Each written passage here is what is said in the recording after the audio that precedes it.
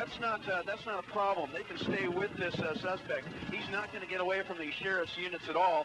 It's just a matter of really at this point, will there be a traffic accident? Will that terminate the pursuit? And that's going to be in the minds of the pursuing vehicle officers at this point, because you know, in these kind of high-speed pursuits where the driver does not seem to appear to be following any left to Whipperdale here, straight ahead, go straight, coming underneath us.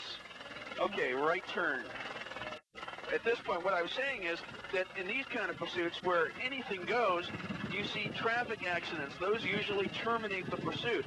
And the other problem is these sheriff's vehicles and police units that are pursuing could also, they're subject to the laws of gravity and things of that nature, so they can be involved in a traffic accident as well.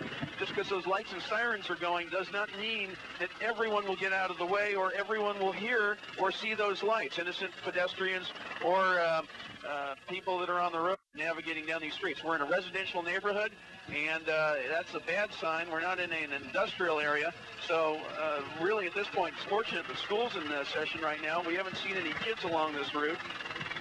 Bob, let me go to Mary Parks for a second. Mary, are you still with us? Mary, you're on. Tell us where you are. Obviously, you possibly may be stuck in all this traffic. Can you tell us what the effects of this has had on where you are? Well, we're off the freeway. We're on surface streets, approaching Ettinger. We're not too far from where the suspect is on the ground. But traffic is heavy. Various on and off ramps have been closed along the freeway, making it difficult to catch up with this guy. At times his speeds, you know, reaching 110 miles per hour, so we were all the way a half to a quarter mile behind this guy. Another report that we're trying to confirm here up in the Ontario area that may be related to this pursuit, in the Vineyard Holt area, earlier as this pursuit proceeded along the I-10, shots were fired at a CHP cruiser at the I-10 and Vineyard. Understand the northwest corner of Vineyard and Holt has been closed off, and there is a perimeter set there. Whether or not that involves that second vehicle description that we gave you earlier, the tan Ford truck that may also be involved in this situation, we're still trying to confirm all of this information with CHP. The perimeter has been set up at Vineyard and Holt, could be in relationship to this incident and those shots being fired in that area. Mary Ann? Thanks, Mary. Foxer, back to you. I find it quite amazing that this man is maneuvering around all these cars and hasn't hit anybody yet.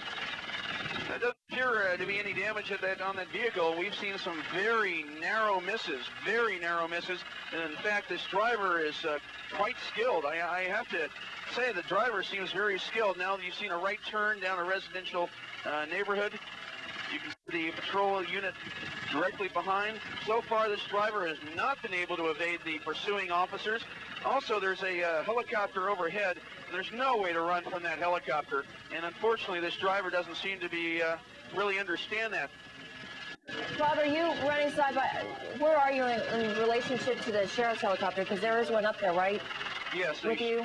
Sheriff's helicopter is directly below us, about 1,000 feet. So we're well clear of that sheriff's vehicle, and what they're doing is shadowing and mimicking what this driver is doing from the air. When the driver makes a right, everyone makes a right.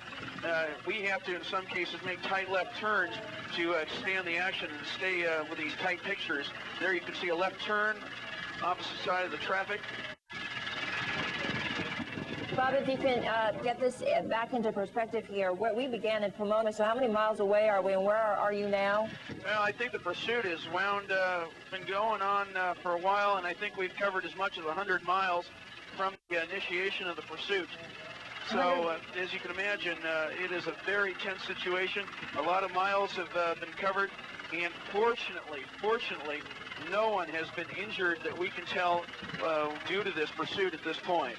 And you haven't really heard any shots being fired since you left the freeway?